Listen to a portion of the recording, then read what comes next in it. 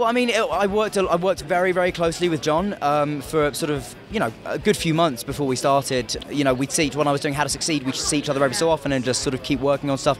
The accent, the physicality. I watched a lot of YouTube clips, but the thing is, there's no real footage of him at this age that I'm playing him, which is nice. Yeah.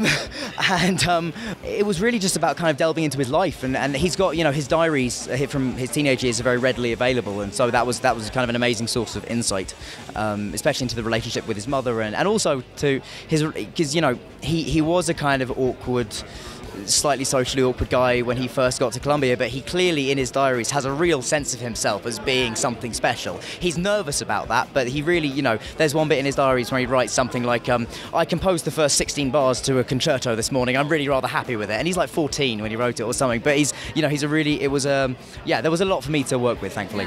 If they coped with Equus, they're going to cope with this. Yeah, I mean, absolutely. I think we're all kind of looking out for each other and kind of eagerly, waiting for each other's films to come out, and we're definitely looking out for each other with a very positive eye and hoping, because I think so far it's like we're all doing really well. I don't want to speak too soon, but it's going okay so far. Yeah, I mean, not like.